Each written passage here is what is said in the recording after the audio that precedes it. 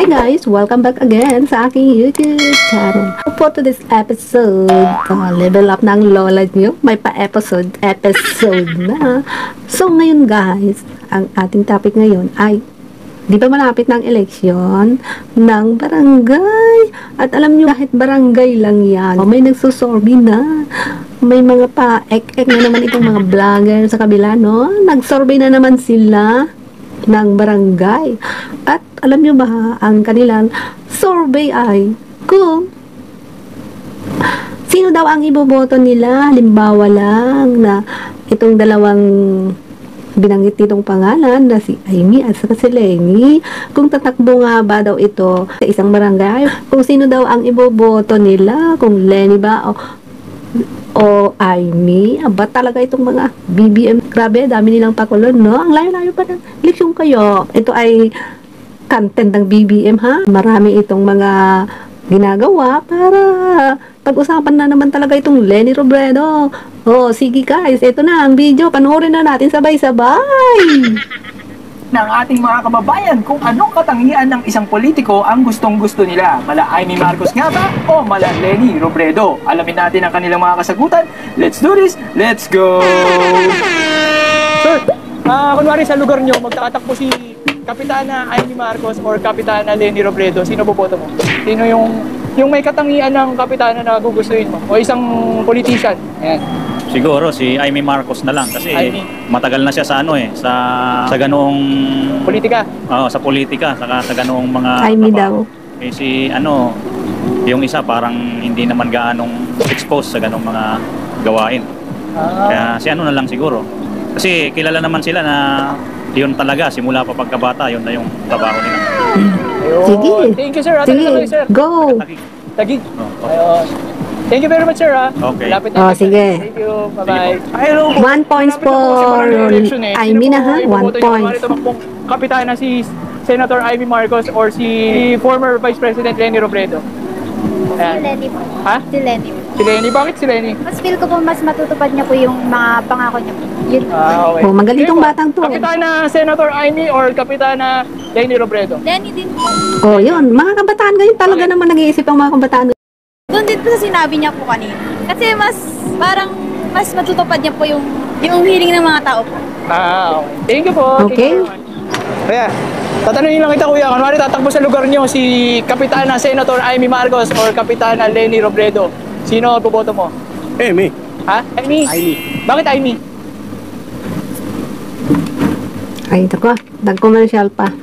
Wait natin guys, nag-commercial. Ganyan talaga kung ano. Panahon na ngayon Nakabawi. Kababayan namin yun. Oh. South at North. Okay, good. Good. Sige, biglen. Mag-Marcos ka, good. Ilocos. Ilocos. Oh, kaya naman pala. Ilocos. Si Mano. Sino po iboboto niyo? Kapitana Amy Marcos or Kapitana Lenny Robredo? Siyempre doon tayo sa Marcos. Kay Kapitana Amy. Kunwari tatakbo sa lugar niyo si Kapitana Lenny Robredo saka si Kapitana Senator Amy Marcos. Sino po iboboto niyo? Lenny. Oh, Butante ba kayo? okay. Butante Tayo po na ba sila. 3. 3 kay Amy, 3 kay Lenny. Barangay election. Butante po kayo? Hindi po. Ay, thank you. Sayang naman. Butante Register po ba pa. kayo, sir? Ha? Butante po ba kayo? Hindi pa. Ay, Jesus, ang dami din hindi napubuto, no? Pagpipilian kayo, di ba kasi barangay election? Kapitana Lenny Robredo or Kapitana Senator Amy Marcos? If ever sila? Magkaharap sa barangay election, kunwari, sa lugar nyo. Nag-isip pa. Amy. Bakit si Amy? Hindi ko siya masyadong familiar pero Baliktad. di ko pa siya pinipila. I think Robredo ako. Napag ano niya, pero gusto niya si Lenny. Si Amy. Okay lang. Thank you. Okay. 3 na kay Amy, 4 na kay Lenny. Barangay election. Tatanong ko lang sir, kanwari may tatakbo ng barangay at sa lugar nyo, si Kapitana Senator Amy Marcos or si Kapitana Lenny Robredo. Sino po boto mo? Grabe. Pressure yan. Wala namang mali at tamang sagot eh. Pero ikaw, sa tingin mo, sino po boto mo? Camping po kasi ako. Oo, kakamping. Lenny ka din. Lenny. Bakit si Lenny? Gusto ko lang yung transparent na. Tingnan mo. niyang ipatupad transparent. Basta ang kabataan talaga ngayon, may ganito, may isip. Thank you po sir. Thank you. Okay, Marcos is 3, kay Lenny is 5. Ate, how are you? Okay lang. Tatanungin mo lang kita kasi malapit na yung barangay election. sino iboboto mo? Kunwari, maglalaban sa barangay nyo si Senator Amy Marcos or si Leni Robredo. Sino boboto mo? Wala po akong idea. Wala. Okay. No worries. Thank you na rin. Ate. Thank you. Hello, sir. Good afternoon. Sir, tanongin lang kita, butante ka po ba? Sir, kung papapiliin ka, Senator Amy Marcos or Leni Robredo para sa barangay election? Sa ngayon, tingin ko ay Amy? Amy Marcos? Apo. Okay. Bakit po Amy Marcos? masyado kasing masyado nang magulo yung nangyari ng mga nakaraang eleksyon.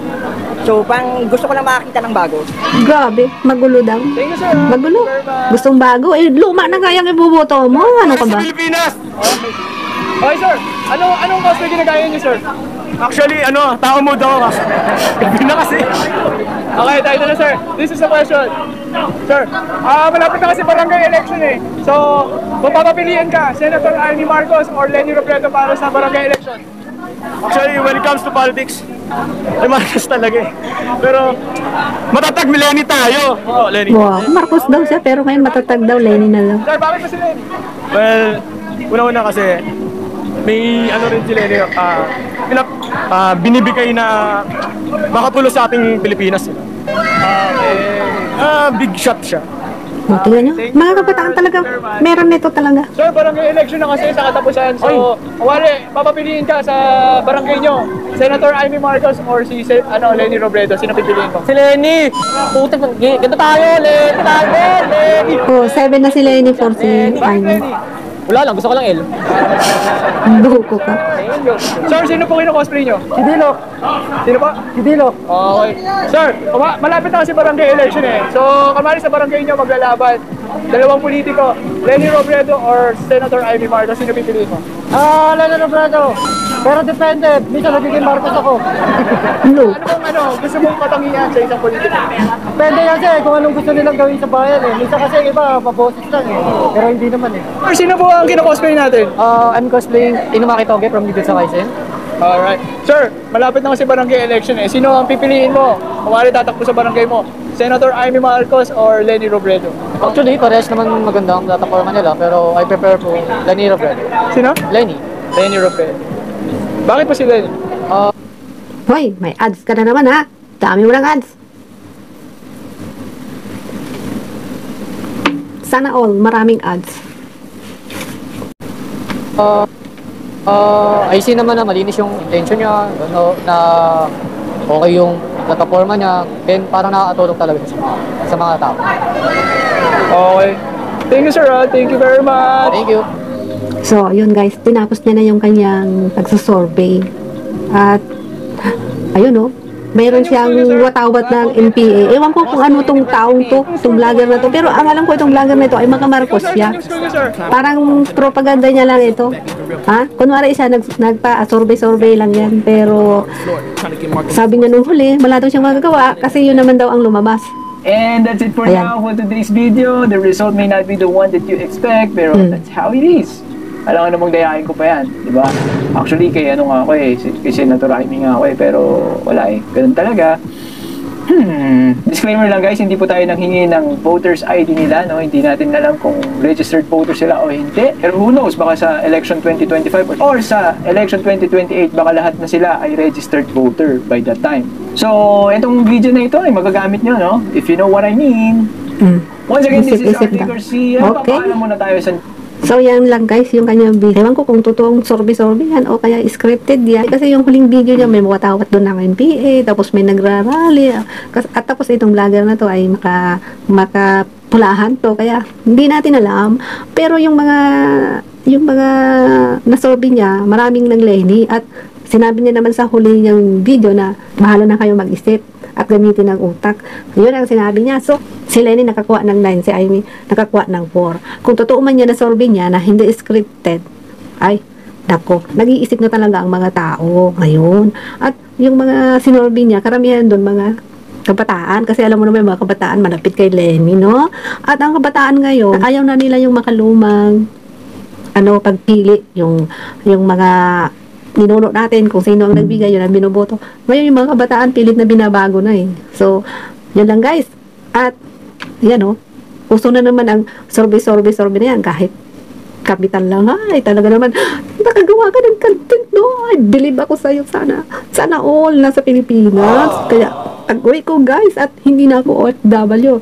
Ay naku, doon na lang ako mag-vlog. Lahat na lang iba-vlog ko, pati haluan ko ng personal vlog. Tuloy pa rin yung ating pagyaw-yaw. Kaya nga gusto ko mandagdagan yung subscriber ko para sa 2028 di yaw-yawan na tayo, di ba? Para sa 2028 hindi tayo huli. Yaw-yawan na talaga sa 2028. Nako, kailangan piliin natin ang the best. Huwag tayong boboto na. Alam nyo na, mga madlang na. Ay, sus, nakatatakot yan. Kasi, ang totoo guys, kung sino man ang nagwawaldas ng kabandang bayan, siya ay kalaban ng mamamaya. Ayaw natin ng mga magnana. Ayaw natin ng magnana. Gusto natin transparency. O, di ba? Alam nyo na, gusto natin ng transparency. Ayaw natin ng magnana. Bye!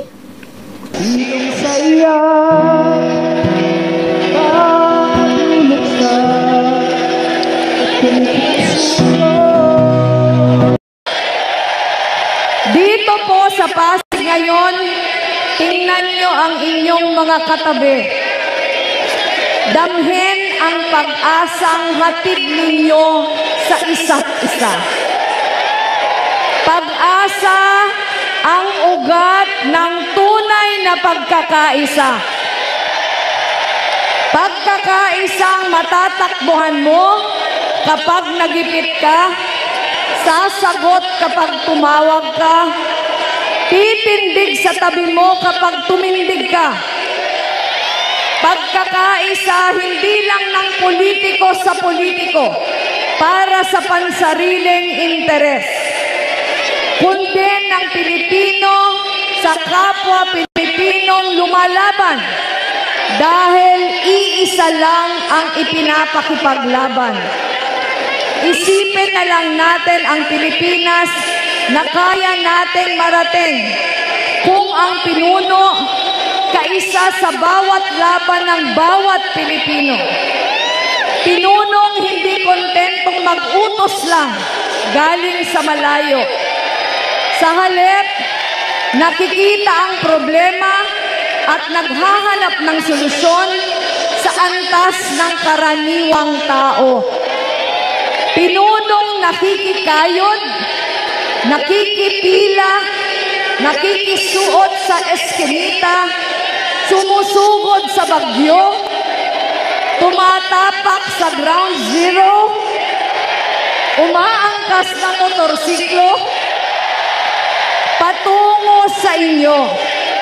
Ito po ang klase ng gobyernong isinusulong natin.